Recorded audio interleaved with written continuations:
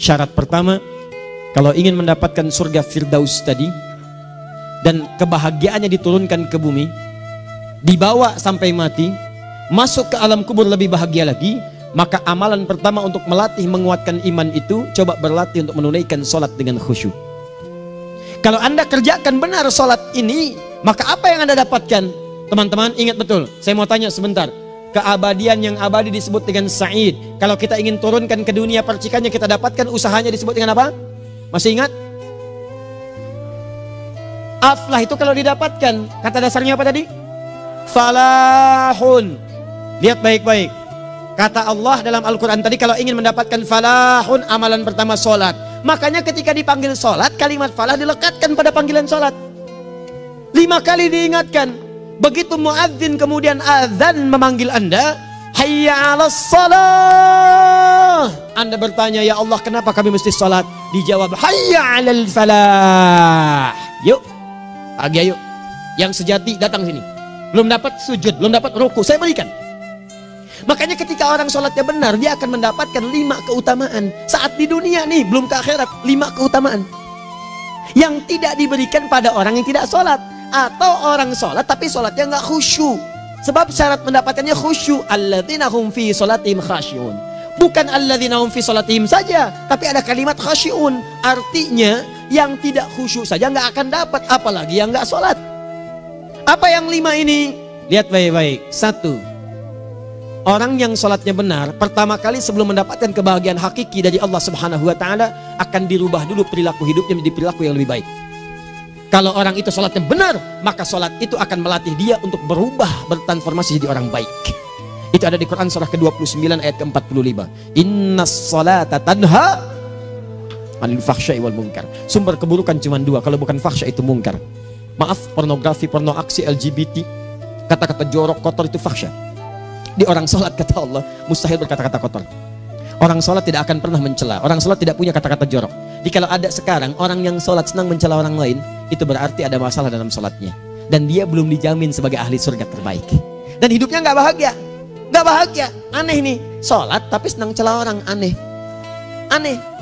Yang paling bahaya adalah menikmati celahannya. Itu yang paling aneh. Anda ngaji. Anda ikut taklim. Taklimnya sesuai Quran, taklimnya petunjuk sunnah. Anda sholat, Anda puasa, tapi Anda masih senang mencela orang lain dan menikmati celahan itu. Kalau nggak mencela, kayaknya nggak komplit kehidupan. Maka ada yang salah dengan ibadah Anda. Ada yang keliru. Karena mustahil taat bertemu dengan maksiat, itu mustahil. Mungkar, keburukan yang diingkari oleh hati, sumbernya nafsu perut dengan akal. Bohong, mencuri, menipu, membunuh, merampok, membegal, mabuk dan sebagainya. Itu namanya mungkar. Orang sholat gak mungkin mengerjakan mungkar. Jadi kalau sholat kita benar, cukuplah Anda sholat, maka Anda akan jadi orang baik. Makanya kata Nabi, Anda punya anak dari kecil ajarin sholat. Sholat kalau naik jadi balik, kerjakan terus. Kasih pelajaran membuat dia mengerti. Kalau masih susah, berikan pelajaran. Ini sering diterjemahkan dengan memukul. Mukul di Arab beda dengan konteks mukul sekarang. Mukul di Arab tuh ngasih pelajaran supaya ngerti. Anda bisa terjemahkan dengan konteks lain. Uang jajannya tahan, yang kesukaannya simpan dulu. Bisa dengan konteks kekinian, tapi poinnya kenapa anak Anda dari kecil ajarin sholat, sampai kenalkan dengan masjid, ajari 3 tahun bawa ke masjid, kenalkan dengan masjid, gak ada masalah lari-lari itu sebelum waktu sholat. Kenalkan dulu. Dulu orang-orang tuh begitu, sebelum waktunya dikenalkan, jalan, begitu lari, biarin dulu. Setelah itu diberi pengertian, nah ini bukan tempat berlari, yang berlari di sana nanti, yang di sini nanti akan ada orang-orang baik semuanya. Terus Anda lihat berbaris, baris rapi. Kalau pengen baik ikutan baris nanti. Terus nanti ada yang mimpin di depan, namanya imam. Imam itu siapa ya? Tetangga kita bukan yang Pak Imam, bukan. Bukan. Kalau tetangga kita namanya Imam S. Arifin. Kalau yang ini imam sholat namanya. Imam sholat itu nanti akan pimpin menyembah Allah. Allah siapa ya? Allah itulah yang memberikan ayah rizki. Allah itu yang memberikan ayah rizki sehingga bisa beli tobot buat kakak. Beli robokar poli, ini yang poli, ini yang embers, ini yang heli, ini dulu kakak semuanya tuh. Yang kasih Allah. Nanti kalau kakak bagus bisa ikut rapi di sini, Allah akan senang, akan ditambah lagi oleh Allah. Oh begitu ya, datang begitu caranya. Ini bukannya waktu sholat belum dikenalin tadi bawanya main-main di masjid. Bahkan ada yang agak repot lagi, di rumahnya susah diatur, dibilang kamu ini susah diatur, main sana ke masjid, disuruh main ya main di masjid. Yang salah bukan anaknya, orang tuanya. Apa rahasianya anak itu disuruh ke masjid, suruh sholat? Rahasianya, begitu anak itu sholat dengan baik, maka dia akan tumbuh jadi anak baik di kemudian hari. Itu maksudnya. Nah, sekarang saya agak bingung ini. Pendidikan TK sekarang salah sih? Enggak, cuma saya agak bingung mikirnya. Ini anak belum diajarin sholat, udah diajarin manasik. Itu bagaimana cara berpikirnya Ferguson? Agak repot saya mikirnya tuh. Ya. Walaupun salah sih enggak, cuma saya bingung gitu. Kenapa nggak dikerjakan tahap yang pertama dulu? Tangga itu kan berurutan. Nggak bisa Anda lompat langsung ke 5. Kan 1, 2 belum terlewati. Jelas ya? Ah, ini gambarannya. Sholat nih. 1 pasti baik. Jadi kalau sekarang sholat, lisan belum baik, mata belum baik, sampai ke kaki, berarti ada yang salah sholatnya tuh. Ada yang nggak tepat. Tangan sembarangan, snack orang ngambil. Awas. Tuh sendal orang, mau wudhu nggak ada sendal, pakai sendal orang. Udah bilang belum? Kehujanan pakai payung orang. Udah bilang belum? Ya kan gampang Ustaz. Ini kan juga mungkin diikhlaskan karena Allah. Ya ikhlas, cuman pakainya belum minjam. Bagaimana kalau sedang pegang payung itu keluar, Anda meninggal? Nah, coba mikirin ke situ. Coba ke kantor. Kalau didorong proyek yang nggak jelas, minta tanda tangan, pikir lu bagaimana kalau meninggal? Kemarin saya sama teman-teman artis saya katakan begini, Anda ya, kalau Anda mengaji dengan saya, jangan pernah menerima peran maksiat.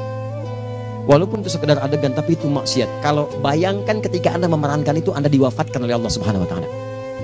Maka demi Allah saya katakan tidak ada faedahnya Anda ngaji sekarang, ngaji besok. Ketika Anda menerima peran itu, Anda wafat dalam keadaan bermaksiat di hadapan Allah Subhanahu Wa Taala. Maka saya pun katakan pada Anda, ayo belajar yang betul, pahami. Bangun sholat, belajar, dalami seperti orang tua kita dulu. Tinggalkan nyontek, budaya yang gak jelas. Rasakan ketika nyontek Anda wafat. Apa yang Anda dapatkan? Di Libya itu, kalau nyontek, di Libya ya, saya pernah sekolah di Libya nih. Itu kalau nyontek, dibiarin aja dulu. Dan rekornya 100% ketahuan. Begitu sudah selesai, cuma jeda 2 jam, langsung ada panggilan. Si Fulan silahkan datang ke kantor. Apa yang disediakan di kantor sudah siap. Anda diberi waktu 2 jam dari sekarang, siapkan beres-beres koper Anda. Di sini sudah tertulis Anda akan pulang. Tiketnya sudah lengkap, dikawal 2 orang. Dituliskan di situ anak ini nyontek gak boleh kembali ke sini. Libya. Gak ada, zero tolerance bagi yang seperti itu. Keluar. Kami gak terima di sini. Harusnya begitu. Gak ada faedahnya. Yang kita butuhkan amalan dari ilmu, bukan nilai-nilai itu sementara. Gak ada. Sudah. Nah ini akhirnya begini kualitasnya nih. Tertulis di ijazahnya bagus, cum laude, IPK-nya 4, tapi nggak ada aplikasinya. Yang pintar banyak, kita butuh yang baik, pintar yang baik. Sekarang yang pintar banyak, kepintarannya dipakai untuk nipu orang. Itu yang bahaya. Ahli hukum banyak yang dihukum. Ahli ekonomi tidak bisa mengangkat perekonomian. Apa yang salah? Apa yang salah? Ini yang jadi persoalan. Tapi dasar manusia, begitu di sidang mulai pakai peci, pakai baju koko, pakai tasbih, ada yang pakai kerudung. Luar biasa. Nih 2. Orang kalau sholatnya benar, Allah akan berikan ketenangan dalam jiwanya. Tenang hati. Jangankan musibah kecil, musibah paling besar pun tenang aja dia. Tenang, dia paham rumusnya. Allahu Akbar. Turun Quran surah ke-13 ayat ke-28. Ala bidzikrillahi tatmainnul. Yakinkan pada dirimu, zikir kepada Allah membuat hati tenang. Di antara turunan zikir amalannya adalah sholat. Dari mana taunya? Quran surah ke-20 ayat ke-14. Innani anallahu la ilaha illa ana fa'budni wa aqimis salata lidzikri. Saya Allah, kata Allah ke Nabi Musa. Tidak ada Tuhan selain saya, sembah saya. Bagaimana menyembahmu ya Allah? Tunaikan salat sebagai zikir kepada saya, zikir. Nah, maka kalau Anda sedang tidak tenang, ayo ke masjid. Banyak zikir itu, baca Quran zikir. Quran surah 15 ayat 9. Inna nahnu nazzalna dzikra. Kami turunkan Al-Quran sebagai zikir. Jadi kalau Anda sedang baca Al-Quran, Anda sedang berzikir. Ibu kalau sedang gak tenang, Bu, gelisah, gak enak, gak usah mengeluh, apalagi bikin status gak karuan. Ibu wudhu, ambil mushaf baca. Begitu sedang baca ada ketenangan dalam jiwa. Berdoa, zikir. Kalau sedang gak tenang, besok ada proyek, doa dulu. Doa itu memberikan ketenangan. Makanya doa disebut dengan zikir. Quran surah ke-7 ayat 205. Wadhkur rabbaka fi nafsika tadarruan wa khifatan wa dunal jahri minal qaul. Ayo berzikir, minta kepada Allah dengan segenap jiwamu, mohon dengan penuh ketawaduan. Nanti ketenangan diberikan. Menghafal Quran, baca itu zikir. Quran surah ke-54 ayat 17, 22, 32, 40. Walaqad yassarnal Qur'ana lidzikri fahal mim mudzakir. Menyebut nama Allah, Asmaul Husna itu zikir. Sedang ada persoalan, ya Allah, ya Allah, ya Allah, ya Rahman, ya Rahim, ya Malik, ya Kudus, ya Allah, ya Allah, ya Allah, ya Allah. Zikir. Dalilnya Quran surah kedua ayat 152. Fadhkuruni adzkurkum. Sebut namaku, zikir. Apapun akan mengingatmu. Gimana menyebutnya? Ditafsir di Quran surah 17. Ayat keberapa? 110. Qulid Allah awid Rahman ayyamma tad'u falahul asmaul husna. Sebut nama Allah. Itu menenteramkan pada jiwa. Sedangkan sholat gabungan dari semua zikir tadi. Bukankah dalam sholat Anda baca Al-Quran? Bukankah dalam sholat Anda menghafal Al-Quran? Bukankah dalam sholat Anda berdoa? Bukankah dalam sholat Anda istighfar? Anda mohon digabungkan semua itu. Amalan sholat menggabungkan semua jenis zikir. Masa Anda nggak tenang juga? Makanya sholat itu, jangankan sholat ya, tempat sholat itu yang menenangkan. Tempat sholat, tempat paling tenang di muka bumi. Kalau nggak percaya silahkan ya, Anda sebelum masuk ke Istiqomah ini, begitu Anda masuk kan perasaannya beda kan? Lain. Silahkan cek, kalau cari ketenangan datang ke masjid. Masuk, wudhu masuk, sholat 2 rakaat, tenang. Dekat kipas angin, saking tenangnya, plek, ngantuk tidur. Beneran. Enak. Makanya saat Ramadan kalau orang pengen cari ketenangan, lihat. Di perusahaan-perusahaan penuh tuh musola, pada tidur. Ya, mengamalkan hadis palsu. Ya, dia musoim ibadah, tidurnya orang puasa ibadah, hadis palsu. Nah, itu teman-teman. Itu gambarannya tiga. Orang yang salatnya khusyuk benar, itu dijamin langsung oleh Allah Subhanahu wa Ta'ala akan dimudahkan semua urusan hidupnya termasuk rezekinya. Ini yang saya katakan. Jadi saya katakan tadi, di akhirat ini, di surga, rezeki tinggal ngambil. Anda kalau benar sholatnya, itu langsung dijanjikan oleh Allah. Rezeki itu nggak perlu Anda banyak pikirkan. Ikhtiar sedikit, datang.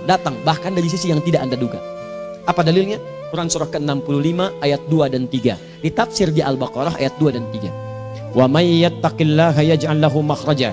Ada orang yang meningkatkan takwanya kepada Allah, kami mudahkan urusan hidupnya. Setiap persoalannya diberikan jalan keluar, mudah.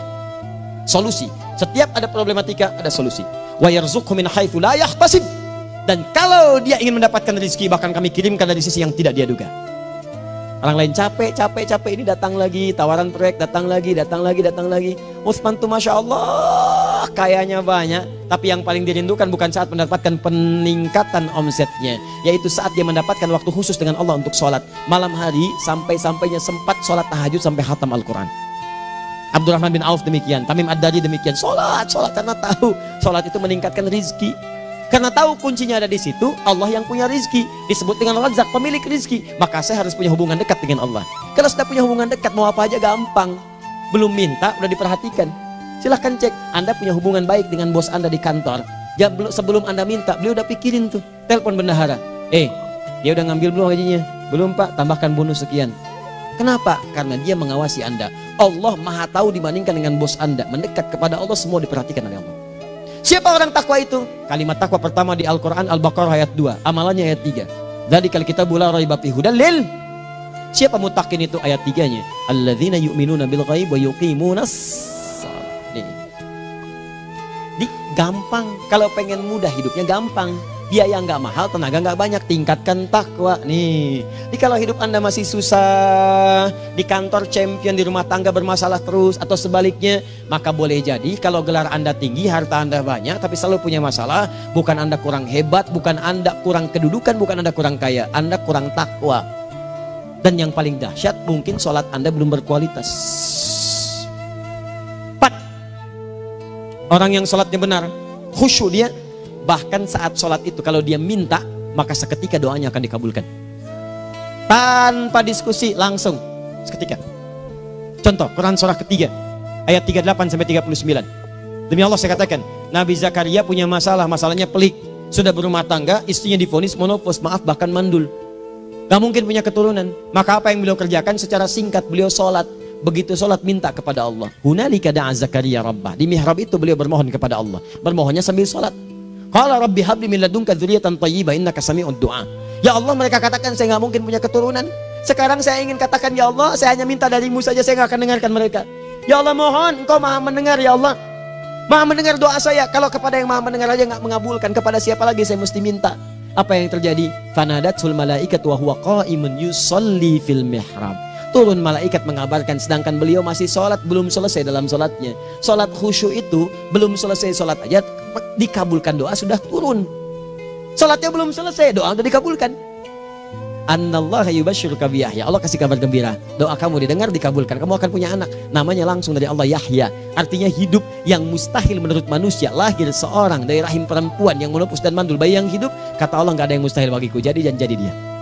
Berita baiknya, Nabi Zakaria sholat dikabulkan. Umat Nabi Muhammad sebelum sholat sudah ditunggu oleh Allah. Mau minta apa? Aku kabulkan sekarang. Hadisnya qudsi. Saya bacakan. Hadatsana qala Rasulullah sallallahu alaihi wasallam qala Allah azza wa jalla qasamtu shalah baini wa baina abdi. Kata Allah, saya bagi dua ya salat antara aku dengan hambaku. Wali abdi ma sa'ala. Kalau hambaku benar salatnya, aku berikan apapun yang dia minta sekarang. Idza qala al-abdu alhamdulillahi rabbil alamin. Bagian pertama. Kalau hamba benar nih baca Al-Fatihahnya dari alhamdulillahi rabbil alamin, kalau Allah azza wa jalla dijawab oleh Allah, hamadani abdi, hambaku sedang memujiku. Wa idza qala ar-rahmanir rahim, jika hambaku berkata ar-rahmanir rahim, kalau Allah azza wa jalla asna alayya abdi, hambaku sedang menyanjungku. Wa idza qala maliki yaumiddin, kalau Allah azza wa jalla majjadani abdi, kalau hambaku mengatakan maliki yaumiddin, kata Allah hambaku sedang mengagungkanku. Perhatikan sekarang. Wa idza qala al-abdu iyyaka na'budu wa iyyaka nasta'in, jika hambaku berkata sekarang, ya Allah, kami sekarang ibadah, sholat menyembahmu, dan kami sekarang sedang punya masalah, kami hanya minta tolong kepadamu ya Rabb. Apa jawabannya? Beda dengan sebelumnya. Kata Allah, hadza baini wa baina abdi. Inilah perjanjian antara aku dengan hambaku. Wali abdi, kalau hambaku benar khusyuk sholatnya sampai detik ini, baru sampai Al-Fatihah itu pun belum tuntas. Baru sampai Al-Fatihah itu pun belum tuntas. Kalau benar bacaannya, betul sholatnya dari takbir sampai dengan selesainya, sampai ayat itu, iyyaka na'budu wa iyyaka nasta'in, kata Allah, masalah apapun yang dia minta sekarang, aku akan kabulkan. Besok saya kasih rahasia. Yang di KBP ada awal pembuka di awal sebelum Al-Fatihah yang kalau Anda benar bacanya, itu pengantar kepada pengabulan doa di Al-Fatihah. Apa itu? Besok. 5. Yang kelima ini yang paling diharapkan, dan ini penutup dalam kajian kita malam ini. Teman-teman sekalian, perhatikan baik-baik. Jika Anda benar mengerjakannya, maka Allah akan jamin langsung Anda akan mendapatkan kesuksesan dan kebahagiaan di semua aktivitas Anda. Kalau jadi suami yang sukses, rumah tangga yang bahagia. Kalau jadi pegawai yang sukses, dan di kantor bahagia. Masih ingat? Kesuksesan yang menghadirkan kebahagiaan, konteksnya dunia disebut dengan falah, dipegang disebut dengan aflah. Dikembalikan lagi ke atas, ke surah ke-23 ayat 1 dan 2. Qad aflahal mu'minun. Apa amalannya? Alladzina hum fi salatihim khashi'un. Persoalannya, kalau Anda sholat belum mendapatkan satu di antara 5 ini, apa masalahnya? Pertama masalahnya, kata Al-Quran, boleh jadi yang sholat itu belum khusyuk. Apa itu khusyuk? 2 maknanya, dan saya tutup di sini. Apa yang 2 itu? 1, kebanyakan orang sholat masih membawa dunia dalam sholatnya. Makanya kalau pengen khusyuk, kata Allah, maka Anda rasakan akan bertemu Allah. Rumusnya Quran surah kedua ayat 45 sampai 46. Rasakan secara singkat, mungkin itu sholat terakhir yang Anda akan kerjakan dalam kehidupan. Mungkin di sholat itu Anda wafat. Kata Allah, alladzina yadhunnuna annahum mulaqu rabbihim. Orang khusyuk itu sudah kelihatan dari sebelum sholat, dia sudah merasa persiapan menghadap Allah. Persiapan ke manusia aja, dia sudah siap-siap, mandi dulu, ganti pakaian, pakai parfum, macam-macam dan sebagainya, hanya memenuhi undangan manusia. Allah mengundang Anda 5 kali dalam sehari. Ya maaf, mengabulkan doa Anda, mencukupkan kebutuhan, menyembuhkan kalau sakit, disiapkan Anda. Harusnya apa? Penampilan sempurna. Kata Quran, orang khusyuk itu kelihatan sebelum sholat, pakaiannya kelihatan. Quran surah 7 ayat 31, ya bani Adam khudhu zinatakum inda kulli masjid. Hai anak cucu Adam, kalau tiba panggilan dari masjid, kenakan pakaian terbaikmu. Di anak cucu Adam tuh kelihatan. Kalau orang khusyuk, begitu adzan kelihatan pakaiannya lain. Pakaiannya indah. Khudhu zinatakum, kenakan pakaian terbaikmu. Dipakai, bertemu Allah. Bertemu manusia aja pakaian bagus-bagus. Ini aneh ya, ada orang salah ibadah aja. Orang salah ibadah pakaiannya bagus-bagus. Lihat nih hari-hari tertentu, besok tuh orang mau ke tempat masing-masing tuh. Ada yang pakai jas, pakai dasi, pakai batik, pakai kebaya. Anaknya dibawa, dikuncir 2, bawa manisan macam-macam. Mau salah ibadah aja, tampilan bagus. Masa antum yang benar ibadahnya nggak bagus? Bedakan. Pakaian futsal, pakaian sholat ganti dengan yang sholat.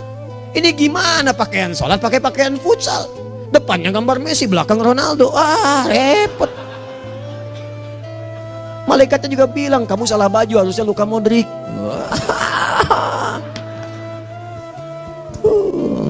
Hafal saya. Ayo mau tanya apa? Mourinho dipecat saya tahu. Lagi nganggur sekarang, ditawarin Benfica dia nggak terima. Sekarang jadi dia komentator di beIN Sport. Nanti sebentar lagi dia akan komentari laga Saudi dengan Qatar dan komentari laga Arsenal dengan Ipswich. Digantikan oleh Solskjaer. Dia super sub dulu. Ya, super sub. Ya, the baby assassin, ya pembunuh yang berwajah baby face. Masuknya di akhir-akhir, gol. Sekarang melatih dia 5 kali kemenangan, belum kalah sama sekali. Saya hafal itu. Tapi masih di urutan ke-6, tapi jaraknya ke yang ke-4 itu tinggal 3 poin lagi. Hafal saya, Liverpool tahu cuma 4 poin sekarang bedanya, kemarin 7 kalah 2-1 sama Manchester City. Walaupun banyak analisis yang menyebutkan mungkin itu diberikan saja gitu kan, karena ada yang lain-lain. Hafal kedua Manchester City, hafal saya. Ayo mau tanya apa lagi? Tottenham Hotspur ke bawahnya, ada Chelsea, ada Arsenal, baru kemudian Manchester United. Liga Italia, wah udah gak kekejar Juventus. Ya, apa lagi? Dan seterusnya lah. Gak ada ujungnya bahas yang begituan. Jelas ya? Maksud saya, Anda tanya itu saya jawab. Tapi tidak menghilangkan ibadah kita yang lain. Dan apa ruginya? Ya tahajud dah. Apa yang bisa dikerjakan besok, lihat besok. Ya kan tahajud kan bisa besok. Ada orang tahajud jam 10 pagi? Gak ada. Lebih baik Anda kerjakan malam tahajud. Yang tidak bisa dilihat malam bisa dilihat besok. Cara berpikirnya bagaimana kalau besok meninggal? Gak kesampaian teman-teman sekalian. Gak kesampaian. Nah maka dari itu, Anda kalau mau ada panggilan sholat, siap-siap baju yang bagus. Itu sempurnakan. Anda panggilan orang mandi. Panggilan Allah, buka Quran surah 5 ayat 6. Sempurnakan wudhu. Ya ayyuhalladzina amanu idza qumtum ila sholati faghsilu wujuhakum. Wudhu yang baik. Berpakaian yang rapi. Kenapa? Karena boleh jadi saat dipanggil Anda wafat saat itu. Maka wafat Anda dalam keadaan yang suci, dengan keadaan tobat, dengan pakaian terindah pada saat itu. Yang kedua, maaf, orang-orang kurang khusyuk itu saya tutup. Yang kedua itu karena kebanyakan orang sholat tidak paham, tidak mengerti apa yang dibaca dan dilakukan dalam sholatnya. Jujur pada diri sendiri, jawab pada diri Anda. Sampai sekarang Anda sholat, berapa persen bacaan sholat yang Anda pahami? Jangan-jangan selama ini Anda sholat ribuan kali sujud, ribuan kali ruku. Gak ada yang paham yang dibaca. Sekian persen yang paham, bagaimana sholat Anda bisa khusyuk? Pekerjaan Anda dipahami, urusan akhirat Anda gak dipahami. Di mana cara berpikirnya? Aku yang bagaimana atau engkau yang harus bagaimana? Ya, coba berubah. Nah ini baru satu amalan, belum yang lainnya. Ada 5 amalan lagi yang kalau kita bisa turunkan itu, selain sholat yang khusyuk, maka jaminan tadi akan datang. Baru sholat khusyuk aja 5 datang, apalagi ditambah dengan 5 amalan lainnya lagi. Demi Allah saya katakan, dunia kecil sekali, gak ada nilainya. Akhirat aja enak, nikmat. Saya ketemu Ustaz Arifin beberapa waktu lalu, dan kita doakan semoga Allah berikan kesembuhan, kesehatan. Saya datang, biasa kita adamin berdoa, duduk. Bang istirahat, bang butuh istirahat, umat udah nunggu. Dah gak usah mikir yang lain, karena beliau cerita masjid, cerita zikro, cerita mana. Ya, insya Allah. Nitipin ini, nitipin itu dan seterusnya. Dan yang paling indah adalah, bang kita saling panggil weekend. Nikmat, gak ada yang senikmat ini. Zikir, Allah, doa. Nah bayangkan sakit tapi masih nikmat gitu. Nikmat. Iya bang, saya paham. Istirahat dulu. Banyakkan nanti orang jengkuk. Saya pamit dulu ya, supaya bisa istirahat, supaya tenang. Lama kita pegangan tangan, ngobrol, saling mendoakan. Itu nikmat. Dan cara berpikirnya kalau sudah pakai iman, semua nikmat. Ada uang nikmat, gak ada uang nikmat, sakit nikmat. Karena cara berpikirnya lain. Nanti kita bertemu lagi, saya terangkan pada Anda. Dan saya contohkan satu kisah. Bahkan ketika ada orang yang diuji Allah dengan ujian yang sangat luar biasa, yang menurut sementara orang itu ujian sangat luar biasa menggetarkan jiwanya dan susah untuk bertahan, tapi orang ini nikmat saja menjalaninya. Nikmat. Ada yang di rumah tangga, ada yang di macam-macam. Contohnya banyak. Satu contoh saya berikan di malam ini. Satu kali suami istri, wah luar biasa. Istrinya itu cerewetnya Pak, bukan cuma cerewet, ngeselin bagi suaminya. Maaf Bu ya, bukan ibu maksudnya. Jadi semua yang dikerjakan suami salah. Pengen mangga, ayah kalau kita sekarang dibeli mangga. Kenapa mangga yang ini? Saya pengennya mangga yang lain. Belikan mangga. Kenapa beli mangga aja? Jeruknya mana? Jeruk. Semua. Pokoknya semua yang kerjakan suami salah. Tapi suami tidak pernah mengeluh. Ini kerjakan, itu kerjakan. Satu kali, perhatikan cara memandangnya. Ketika iman sudah masuk ke dalam jiwa. Kata temannya, akhi, istri kamu ini begini nyusahin kamu. Kenapa kamu gak cari yang lain? Kan gampang ada syariat. Udah pisahin aja cari yang lain. Kamu tenang ibadah. Apa jawabannya? Allah sudah turunkan surga ke saya lewat dia. Kenapa kamu meminta saya untuk menjauhinya dan meninggalkan surga saya? Ini cara melihat dia. Bukankah ketika ada berbagai keluhan saya sabar? Bukankah sabar mendekatkan saya ke surga? Allah kirimkan tipikal istri seperti ini supaya mendekatkan saya ke surga. Dengan itu kan saya banyak pahala. Saya sabar, pahala banyak. Sudah Allah berikan pahala kepada saya. Kamu malah nyuruh saya untuk berpisah dengan pahala itu. Perhatikan cara berpikirnya. Indah. Kalau rumah tangga seperti ini semuanya enak. Suaminya biasa-biasa, istrinya cantik, luar biasa.